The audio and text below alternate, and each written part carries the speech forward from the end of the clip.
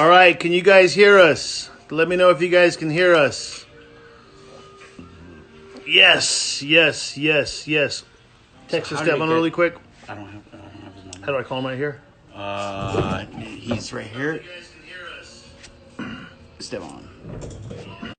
Got it. Stay tuned, you guys. All right. What's up, my man? What's up, G? Nope. We can kind of hear him. Hello? Let's see. Call him on Hello, your phone hello. really quick. What's his number? Okay, we're gonna call you on the phone and do the speaker. What's his phone number?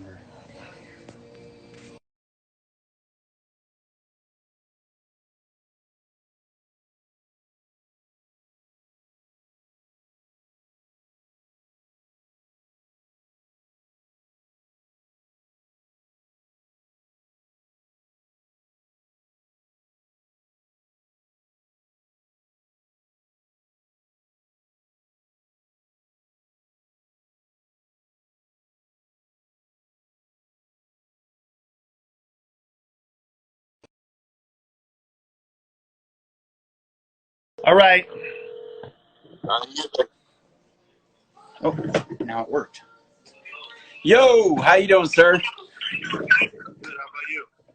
Good, man. We're trying to figure out. We're having definitely some technical difficulties. I think we got it figured out. Yeah. Can you guys hear us both? Thumbs up if you guys can hear us both. Somebody give me a thumbs up. Check, 1, 2. Check. Okay, cool. Actually, that works perfect. All right, so we're gonna take advantage of this moment while the Instagram's working and interview Estevan, my brother. Where are you at today? I'm in my backyard. Man, so I got tempted, we had some lunch earlier and I got tempted to look at a little bit of the documentary. And man, Yeah, I can't wait to check get it out. I can't wait to go back home and finish it, man. That is it's like nonstop, glued to the seats. You want to find out what happens next. Um, so much history in like so many different cultures, from tattooing to hip hop to music, and of course how it all merges together. So first question for you, my brother, is tell me how this quarantine is treating you and the family. Are you guys good? How's the family? How's everybody doing? Everybody's doing good. Hold on, I'm trying to get this camera right. Everybody's doing good. We're right here just chilling at the pad.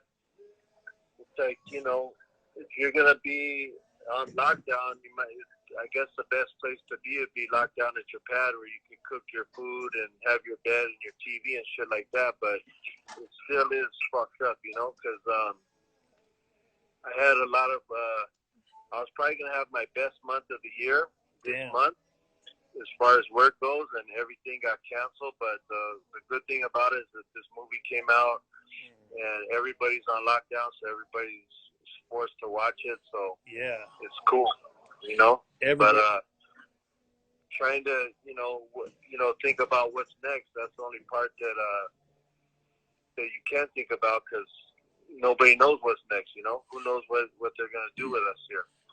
What do you think this whole thing's going to do to the culture that we're in, that you're in, LA culture, tattoo culture, hip hop culture in particular? How do you think that'll be affected by this madness? I think it's crazy because everything that we do is based on being and being around people and touching people. Like tattooers are touching people, and you're right in somebody's face tattooing them, and I'm always doing the same thing with when I'm doing photos. I'm right there. And then as far as like hip hop or concerts and stuff like that, you got to be nuts to butts with everybody in the crowd. So it's kind of, I don't know what the fuck it's going to be like, because I think they're going to come with a solution and a vaccine or whatever. Yeah. And everybody's going to get that. Every year it's going to be it's COVID-19 season, like flu season. Everybody go get their shots, and yeah, I think it's going to be like that. But me personally, I know one person that got it, and he was healthy. He's my age. He came out of it, and that's as far as that I know of anybody personally. I heard about everybody's cousins, brothers, uncle has it, Yeah. but I don't. Man, I just hope they let us get back to work soon. I mean, you and Cartoon have always been on fire. We've had a chance to have a friendship for a long time, and I always say this, man. Like, I never flew anywhere. Like, I never flew because I hated airplanes. But when I first met you, man, that was back when we went to Spain, and you and Abel got me over my fear of flying. You know what I mean? So that was like. That was the first time we had really got a chance to kick it. And, man, that was a cool trip to Spain that we had, and having you document that. Man, I still remember when you gave me a stack of photos. You're like, normally I'd charge thousands, but I'm going to give you this, man. I still got that stack of photos, man. That thing is fun. I love looking at that right there. So tell me about this documentary as far as, what's the buzz like right now? I mean, everybody was expecting it to come out at 8:00 tonight. And so it's like someone dropped the mixtape early. Yeah. How's the buzz right now today? It's 2:30. What's going on with you? The buzz right now is I've gotten 7,000 more followers on Instagram, like 200 DMs, and I can't even keep up with it. I'm trying to like be cool and like answer people and stuff like that, because I feel grateful that people are taking their time out to watch, something that was, really, it's a lot of hard work and something close to our heart. So I'm real grateful that, people, spend their time checking out my stuff, so. Yeah. I try to give back a little bit and tell them, thank you for watching the film and that kind of stuff. But it is, a lot. It's overwhelming. There was an article that came out of New York Times today, The Guardian yesterday, and the LA Times today. So after this, I'm gonna go pick up a couple of copies of those newspapers just to have for the history books. Man, you and Cartoon stock just went up. Talk about the stock market going down, man. Your guys' stock definitely went up. But I want to touch on something. We got a chance to interview Cartoon yesterday. And I've always known, I think you and I get along for many reasons. Like, we're both Leos, we're both weird and crazy and shit. But one of the things that I like most about you, and I pointed this out to Cartoon, we had a great conversation about it, and I want everyone else to know. Italian? What's that? That I'm half Italian? No, hey, you and I are the same race. Hey, me and you are the same, half Italian, half Hispanic. But here's the cool thing about Estevan, Oriol. Esteban's a visionary, and I've always known that about him. I was telling Cartoon that you're the guy that's like laying low, studying the whole crowd, but not just with your eyes, but with your spirit. Like, you see things before they happen. And watching a part of the documentary and kind of knowing about you already, it's trippy to think that, man, like, if you weren't who you were as a visionary, like, if you didn't have that gift, none of this would have happened. Like, you seem to always know when to pull the camera out, when to introduce people to who. Tell me about that visionary spirit, man. How did you get that? And what is that? For me, it's just an instinct. I like helping people, so I always like to connect people together that I think could work together. That where they could break bread together and maybe do some type of business, or they would be good for each other in some type of way. So I've always been good at connecting people, and not one of those people that's like, well, if I connect you two guys, can I get my percent or something like that? For me, it's like, hey, you meet this guy and you meet that guy, and you guys go do your thing. It probably would have been smarter if I would have been like that.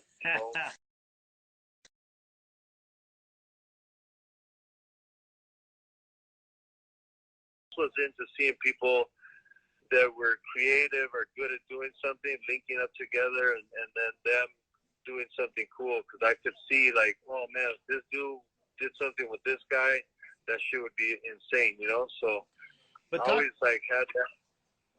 Go ahead. No, we talk about the stars aligning and then people still having to do their part. Because a lot of people think that it's just luck when things happen. But when you look back and you see, like, the timing for the hip hop culture, the timing for the tattooing to meet the hip hop culture, and the timing for you to shoot the pictures you did during that era that will never be repeated, before Instagram and social media. Like you said, before people knew House of Pain was white.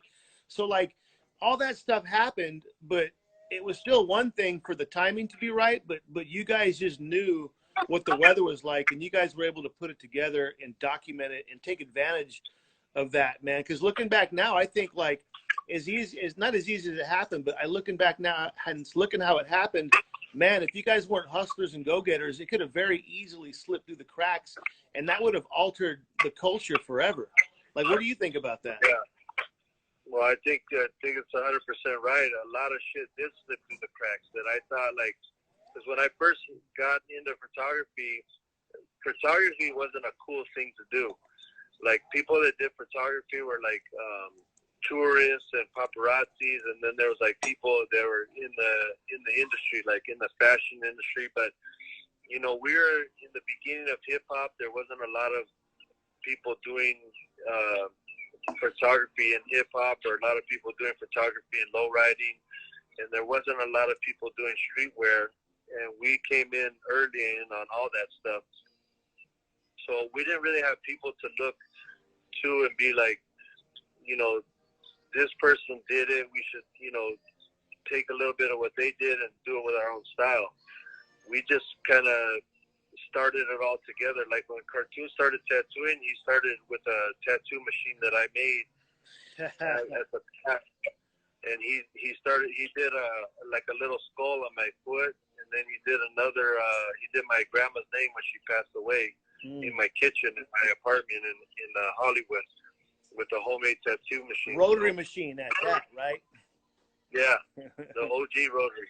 Man, you know what? The name LA Originals is perfect because in so much, the days we live in now and the times we're in, everybody's biting, right? Like everybody's just regurgitating the same style. So to hear the documentary called, when I first heard it was called LA Originals, when you were talking about it, I was like, damn, that's perfect, man, because a lot of people can't use that title, but man, you guys started so much stuff with culture, hip hop, low riding, and tattooing, man. I know as a tattoo artist, man, I hear you guys' names all around the world, and I got a chance to travel to a couple different countries with you, and I can't wait to travel with you again, because it seems like you know somebody in every country, man. Me and you, I remember we were walking around Florence late at night looking for some food, and everybody was shutting us out, and then we found a place, and you're like, oh, my fucking publisher's down the street. He's gonna come join us, you know. So you got a large network all around the world, man, and you know all the good spots to eat at. Yeah. So now I even changed it up. Now I gotta eat, all healthy and shit. Hey, tell me, man. I'm on that same page as you, man. We're not getting any younger. Yeah. How do you tie in your photography and the tattoo culture? I mean, you were one of the first few people to document like Travis and different, all these people. Your photography was the visual to what Cartoon was doing, and so like Cartoon could have done what he did, man, but if there was no visuals behind it, like the exhibit back piece where it says Los Angeles and the proof, without those visuals, nobody would ever really know the true story, man. How does that make you feel? Like you captured a culture, and from that capturing of the culture, it spread around the fucking world, man. You know what I mean? Like, how do you feel about that? I mean, I feel great about it. That I was one of the ones to do it, because like you said, we're because it was in the beginning, and there wasn't no social media and all that. We didn't have anybody to look to, so we were, some of the originals to do it. The way Cartoon came into the tattoo world, and the way he started doing the whole private studio type thing, and not working at a shop, and all that was brand new back then, because back then everybody worked at a shop. Yeah. You were either doing the backyard boogie or you were working at a shop, and if it wasn't a reputable shop, then nobody would go there, Yeah. So the cool thing about him was he got to we got to meet Baby Ray. Shout out to Baby Ray. Shout out to Baby Ray for sure. And then Baby Ray took him over to LA Tattoo, and then there was some type of fallout between the owner of the shop and Baby Ray, and So Baby Ray called up Bob Roberts and went over there and brought Cartoon with him. And Cartoon had already known Charlie, you know, from the graffiti days and everything. And he had gotten a couple of tattoos from Charlie, so it was like the perfect home. Yeah. And we kicked there for a couple of years, and then it was time to move on, and we got a loft downtown and started tattooing out of our lofts. That loft, I just want to say that loft is why I moved where I did, man. Like, you know, you guys influenced me with that loft big time. I remember I had the standard shop next to the Starbucks and the freaking Mexican. Actually, no, you remember what we were next to, the Indian grocery store. Man, I think, I love that. I think me and you must have ate there at least 30 times, 40 times. But I remember thinking to myself, man, fuck these shopping centers and this expensive rent. I went and saw Cartoon, got a tattoo. You guys were there. And I was like, damn, this is where it's at, man. So, like, after that, man, I went looking for, like, warehouse spaces. And as you know, that's where we've been for the last 12 years. So yeah. I always appreciated that. 'Cause I remember I was standing on that little balcony with Cartoon. And I'm like, dang, dude, fuck a shopping center. Like you don't need this. And this was back when you needed to be in a busy shopping center if you were to have that standard shop. So I was kind of rebelling against that system, man. But you guys really influenced me to do that, and I'm glad I did. But one thing, when you do that, you take you're taking the risk of getting zero walk-ins, you know, and that's how 95% of tattoo artists made their money was off of people just walking in and being like, hey, I want a tattoo, you know? You hit her on we the had nail. a clientele, you know, from people that we knew, and just, you know, we kind of just would bring them in one by one, and then we grew our space to where, and we grew our skill level to where when people would come to our shop, it was like a one-stop shop. Like, if you came to our shop, you could get a logo for your album or your company. You could get a photo shoot. You could get a video. You could get a tattoo, and you could get it all laid out. And you get a box of Joker clothes to take home with you. But what made that so dope? It wasn't just a tattoo. It wasn't just a picture, man. It was like the best of the best. You know what I mean? The hottest of the hottest. You know, it was like you're going to get a Bentley with the best rims, with the best interior. It was like everything was the best. You know, I actually got a chance to play a small part of the history with Cartoon, Bob Roberts, and LA Tattoo, because that's what the shop was, LA Tattoo, over there on Hollywood Boulevard in Las Palmas, right? So yeah. I get a call from Double D one day. I was working in Huntington Park at the time, down the street from on Florence and Seville, at a shop called Body and Mind. And then Double D had just left, and he said, hey, man, there's this dude named Cartoon that's about to leave. You can have his spot. And so I was like, man, you know what? I was working in the fucking hood, you know, for like a year and a half, drive-bys, you know, all kinds of stuff going on in Huntington Park. And so I was like, man, I want to go to Hollywood. So I left and I went to Hollywood, and I got a chance to work with Baby Ray for a while. And I had never met Cartoon at that time, or you. But at that time, I was like a big fan of Cartoon stuff, and I was just happy to fill his shoes. I thought that was the coolest thing for me back then, man. I'm like, I just took Cartoon's spot, man. Like he elevated up, and I got a chance to pick up some of his scraps, man. And I always thought that was a pretty cool thing, man. And I got a chance to work with Baby Ray for like a month and a half, and we already know what an experience that was. I was grateful for that. Yeah. I was grateful to mop the floor at 12 a.m. every night, because if I didn't, I may be a part of one of the stories that I heard about him, and I didn't want that. Baby Ray is the shit, man. He's a legend. I just saw him last week. How's he doing? He's doing good. He hurt it. He had to get his leg amputated, and I took him to get it done. I remember the story.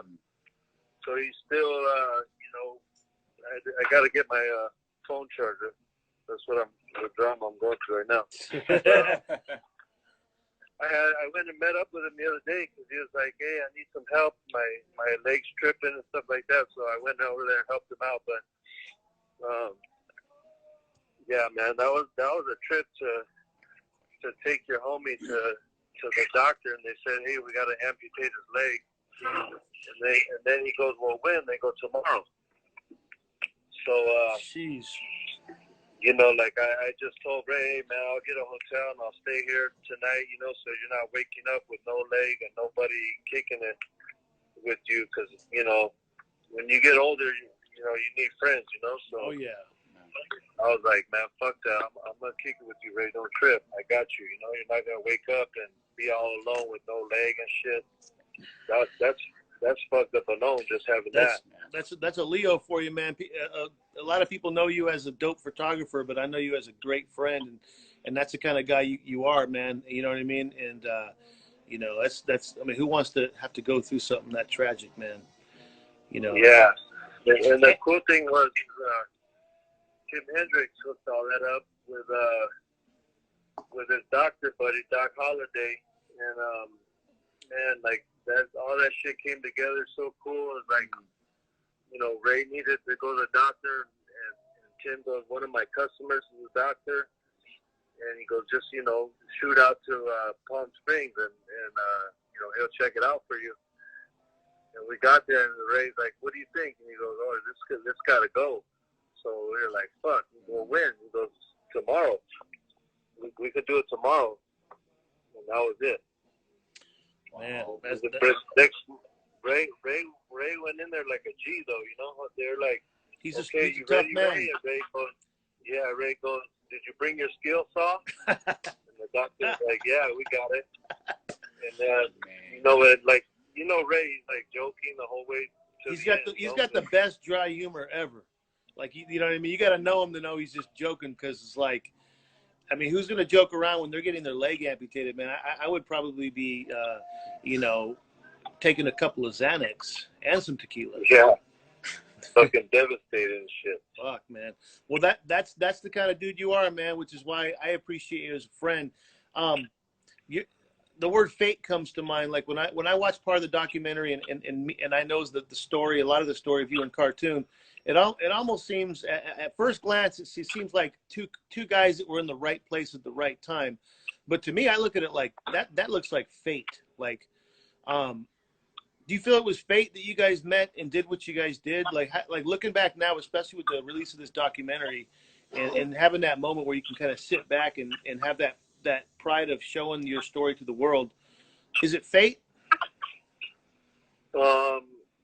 I mean, I don't know what exactly it is. I just know there was a lot of, you know, there was a lot of stuff that was well thought out. There was a lot of hard work that went behind all that. And then there was some times where we would just be at the right place at the right time, and it would, you know, things would fall into place. But, you know, there's been a lot of times where we thought, you know, things like, you know, we've talked about it before, like, you think you're hooking up with somebody cool and you're going to do some great business with these people, and they end up being pieces of shit. Yep. And that just like, Sega. It's almost like you're driving down the street and somebody unloosened all the bolts on all your tires, you know, and there's no spares. And you thought it was going to be a smooth ride. Yeah, you thought you were going to go up to the cabin and have a nice, you know, trip with your girl, or go snowboarding or some shit, and you end up losing all your fucking tires and you're falling stuck in off the a snow. cliff. You know? So that's we've gone through that a few times too, and those were great learning experiences for us. But we didn't really have anybody to reflect on, to ask like advice or anything, because it was all brand new to everybody. So yeah, like nowadays, you know, people can always ask us, like me or you or anybody, and be like, hey, how do I do this? Like, I get questions all day long on, hey, how do I do this? How do I do that? But there was really nobody like that there for me, you know, when I was starting, because I was, you know, it was all new. Everything was coming out brand new as we were coming into this game. That's where a lot of the respect lies, though, because like knowing that, it's like, you know, like we said earlier, how people are always copying. You know, everyone can just jump on Instagram and look what the other person's doing. But like when you started, like when I started making tattoo machines, like there was nobody doing it. Like I had to fuck up a million times to get it right. You know what I mean? And because nobody was there to show me the way. And same with you. Like there was nobody to show you guys the way. Again, LA Originals, like you guys developed something. And I think that's why when people copy success, what makes it successful and what people don't realize is you guys had to get it wrong so many times to get that working recipe.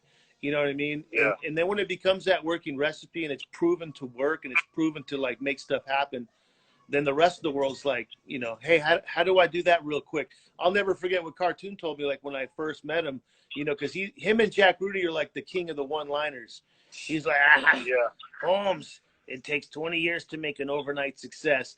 I was like, and I've heard that since then, but that was the first time I heard it, and it was so true.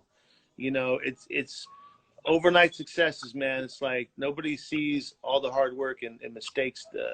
What are some of the toughest times that you were in when you were coming up, when you were creating that working recipe? I would say 2008 when the economy crashed and all the magazines closed down, all the record labels closed down because everything had switched over. Like overnight, everything had switched over online. Yeah. Like there was no CDs going to be made ever again. There was no records ever going to be made again.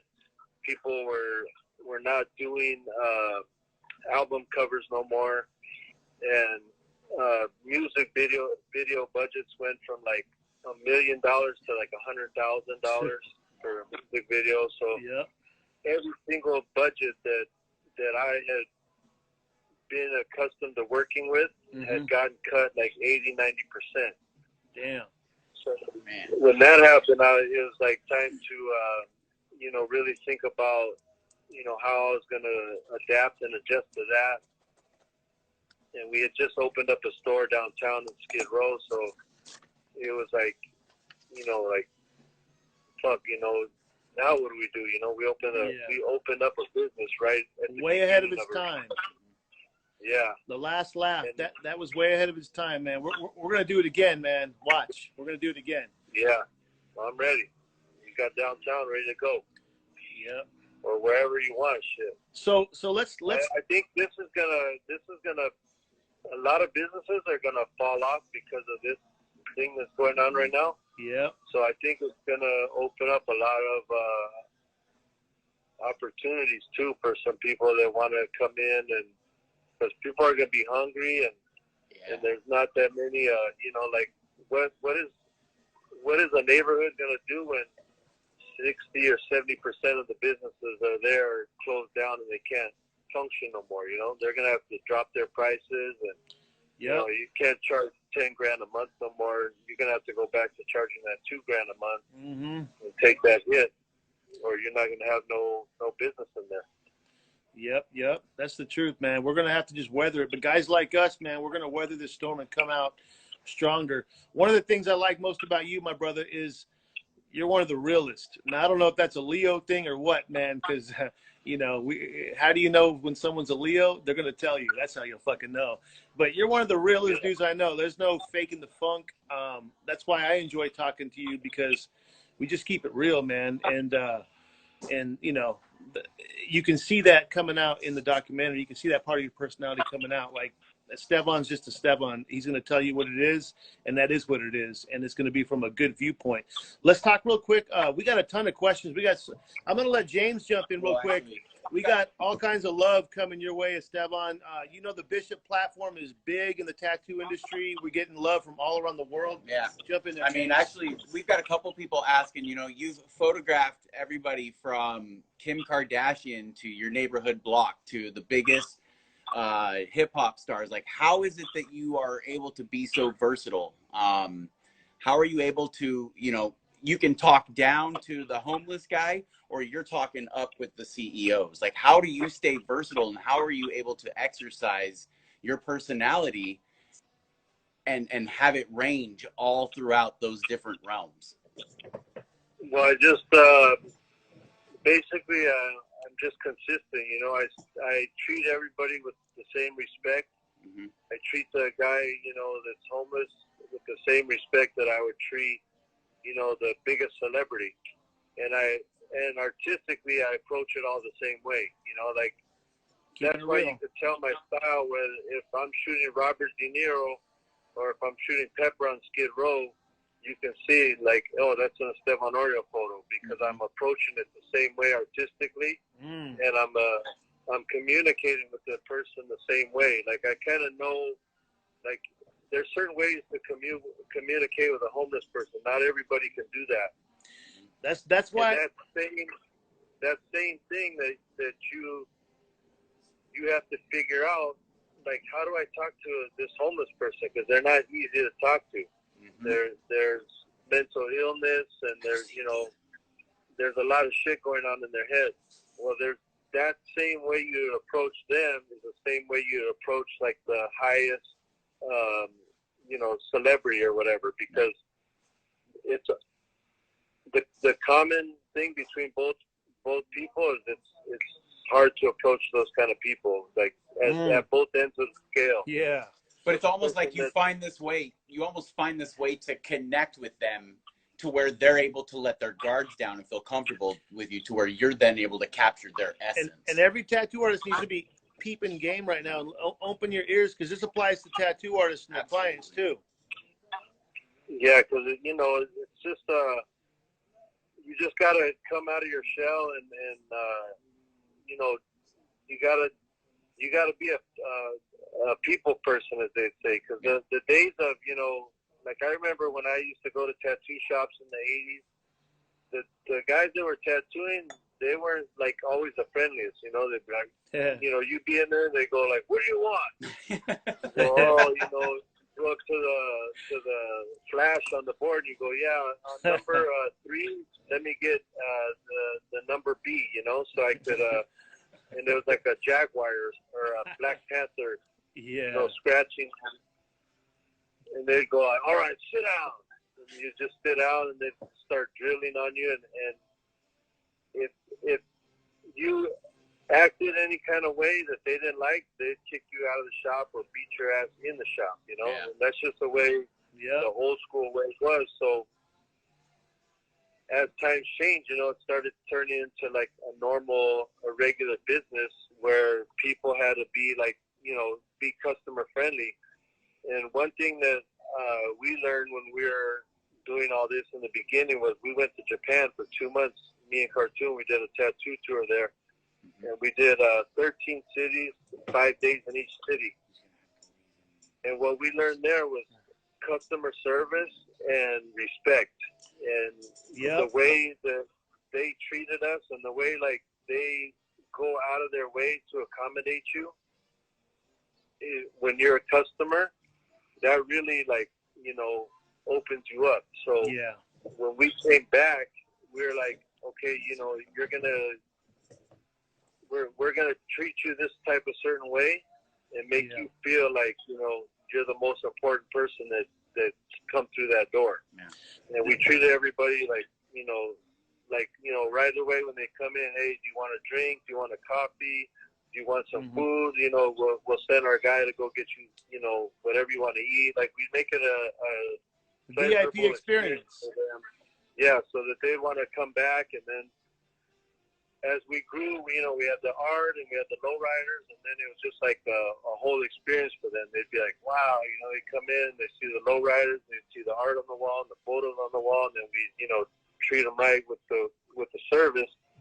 And then it was like, when it came time to charging them a higher price, they were like, well, cool, I'm getting VIP service, so, that shit costs money. Yeah. So that's just, that's just how we approached it back in the day. But, we learned a lot from traveling. We learned a lot from, working with groups like Cypress Hill, seeing how Be Real would do interviews, how he would present himself to people that, supported their group, the way he would sign stuff for people or talk to people. It's just like, we learned a lot just by keeping our eyes open, our ears open, and our mouth shut. Well, hey, man, that's good advice you're sharing with everybody. Hopefully you guys are listening to this, because this all applies to tattoo. And I know there's a lot of artists out there that they try to be rock stars, and they don't do what you're saying to do. But little do they know, if they were to flip the script and take your advice, a lot more doors would open, you know, because you never know who's sitting in the chair. You never know who knows Snoop Dogg or somebody like that. You never know who knows somebody. So that is good advice and stuff. I know you got another call at 3:00, and I wanted to touch base on your book real quick. For anyone out there that hasn't, look, if anyone hasn't gotten any of Estevan's books, LA Woman, LA Woman 2, like, you better get it like today, or it'll probably be gone. You know how it goes when documentaries drop. Talk to us about your book. Are they still available? What's the website? My website is estevanoriol.com, and then the LA Woman book is sold out. I have maybe 200 more of the LA portraits, and I have, I think, 1,000 left of This is Los Angeles. Yeah, but the next book is going to be all about lowriding.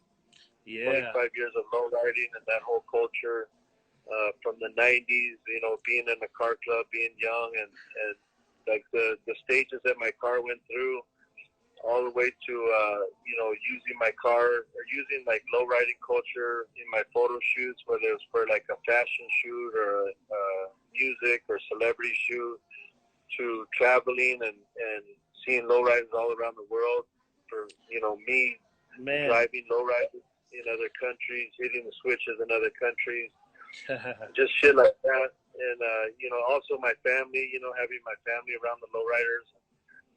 You know, I just got a big ass archive of lowriding, so I want to throw that out there. Man, you got so much stuff. I'm just glad to see you. Like, I mean, everybody, a lot of people like you that have a lot of hard work, and they got. I mean, not a lot of people even document their lives the way you did, and that's my thing to everybody, is document your lives. You never know when you're going to be making a documentary about it, but you probably have enough material to do a ton of projects. You know what I mean? I just wanted to really just shout out really quick. So we're getting a ton of comments, but for the most part, people are saying, like, this is the best documentary I've ever seen. Everyone's saying they just got done watching it, and one girl said she watched it 3 times. She probably has a crush on either you or Cartoon, you know what I mean? But because it was a female that said that. But most people are talking about one guy says everybody on the planet is going to watch this documentary, Gone Rocker Mod. A lot of people are hyped on this documentary. I know I am, and I'm probably going to watch. We just got a taster of it. Yeah, we just got a little tease. Hungry. Hey, and I remember talking to you when you were in Argentina working on it, man. I was like excited to watch it back then. So, if you guys haven't seen it already, it's on now on Netflix. Is it available overseas in Europe yet, or? It's available worldwide and in every language. They translated and subtitled it in every language because, you know, we don't want to leave anybody out. Man, that's a beautiful, beautiful thing. I can't wait to. Hey, you know what? That documentary is going to be really good. I mean, I think we all know that, but I love seeing the success of people like you that work so hard. It's going to be a great thing to just see how this documentary unfolds and what kind of opportunities it brings to you guys. Real quick before you get off on your 3:00 call, we ask everybody this, man. What can Estevan Oriol say to all those tattoo artists, photographers, creative people in the culture during this lockdown? What kind of message of hope do you got for these people? A lot of people are depressed right now. There's been, anxiety. I mean, there's a lot of people that are tripping right now. What do you got to say to them? I would say just because we can't work doesn't mean there's not work to be done. There's always something you could do.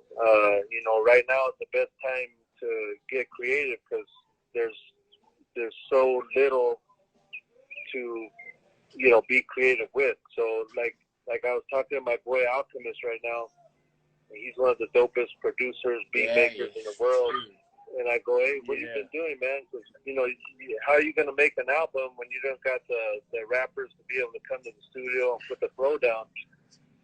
And he goes, man, I made 3 albums since we've been on lockdown. I go, yeah, well, how are you doing all that? Are you just like emailing beats to rappers and they record on it and then they send it back? He goes, no, fuck that. I did 3 instrumental albums. Man. In the month. That's crazy, so man. I'm like, damn, that's right. It's good to talk to your homies that are creative and hear what they're doing, and they can inspire you and get you pumped up to do some shit too, because it's easy to get depressed. I mean, that's not hard at all, but especially when you're in a situation like this, but you just gotta, I would say follow David